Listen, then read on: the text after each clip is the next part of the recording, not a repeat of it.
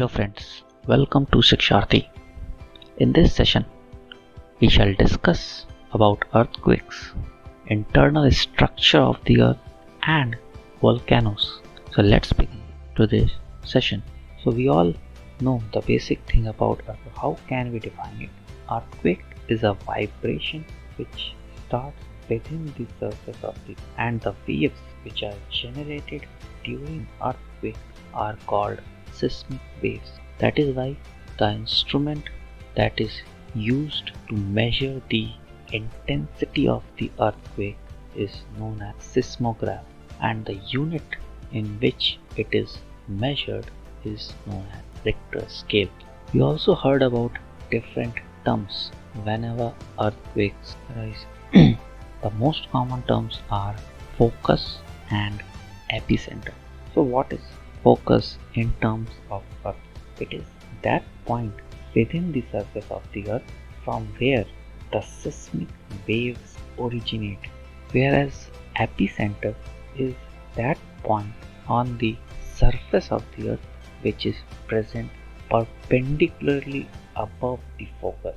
So whenever earthquake we felt the very first time, it is felt at the epicenter. Next thing, there are many theories given to explain the concept of earthquakes, but plate tectonic theory is the most accepted one throughout the world. According to plate tectonic theory, the crust of the earth is divided into many large and small fragments called plates. And according to NASA, plates are more than 100 in number, and these earthquakes appear or felt whenever these plates either they converge or diverge from each other. It can be land plates or oceanic plates. Now, because of this plate tectonic theory, we can conclude that the region along Pacific Ocean is the most abundant in terms of earthquakes and also volcanic activities, which we will discuss later in this session.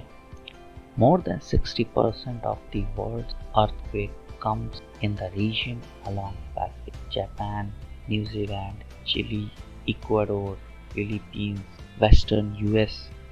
All these are the regions where most of the earthquakes comes. That is why all the regions along the Pacific Ocean is known as Pacific Ring of Fire due to large number of earthquakes and volcanic activities. If we talk about India, it is divided into 4 zones based on the intensity of the earthquakes. Initially, it was 5 zones, zone 1, 2, 3, 4 and 5, but later on zone 1 is mixed with zone 2. So right now there are 4 zones, zone 2, 3, 4 and 5.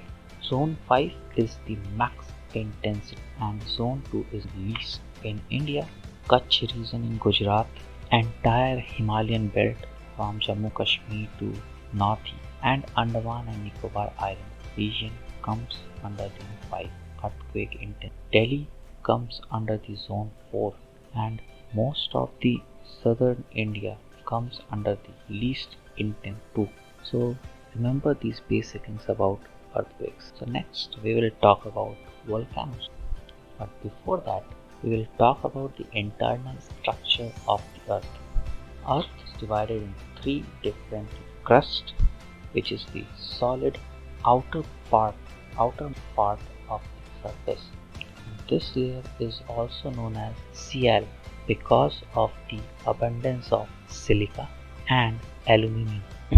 Si from silica and Al from aluminium. That is why crust is known as Cl. Beneath this crust region comes the mantle region, which contains most of the magma part, that is the semi part, and this region Sima because it is abundant in silica and magnesium, and the innermost part is known as core of the earth, which is known as Nephi because of the abundance of nickel and iron, Ni from nickel and Fe from iron. So these are the 3 parts of Earth's internal structure: crust, mantle, core. What is a volcano? A volcano is defined as open through which magma, gases, ash, etc. are ejected. So what is the difference? Magma, lava.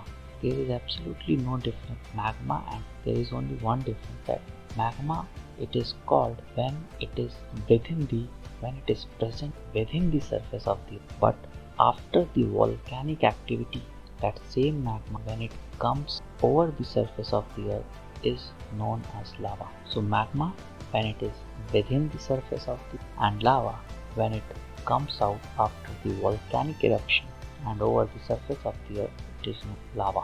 So let's talk about the classification of the volcanoes on the basis of periodicity of the eruption. How frequent are the eruptions? So we can classify volcanoes in parts: active volcanoes, dormant volcanoes, extinct volcanoes. Active volcanoes are those volcanoes which erupt frequently. Best examples of active volcano: Barren Island. It is the only active volcano which is present in Indian subcontinent, which is present in India. Another best example of active volcano, Mount Cotopaxi, is present in Ecuador in South America. Mount Stromboli in Italy, which is also known as lighthouse of the Mediterranean because of its activeness. Mount Colima in Mexico are some of the examples.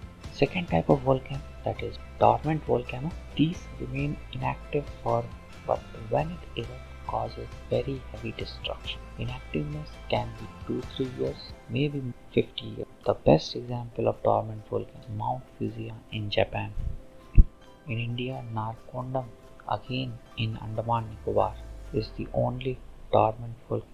Mount Vesuvius in Italy is another example of dormant volcano. Third category is extinct volcano. These are those volcanoes which have not been since thousands of years, and there is no sign of future eruption as well. The best examples are Mount in Africa, Mount Aconcagua, which is highest peak of the South American continent, is also an extinct volcano. So that's it from this session. Please go through the session once again and attempt the quiz available on the website, and please subscribe the channel. Thank you.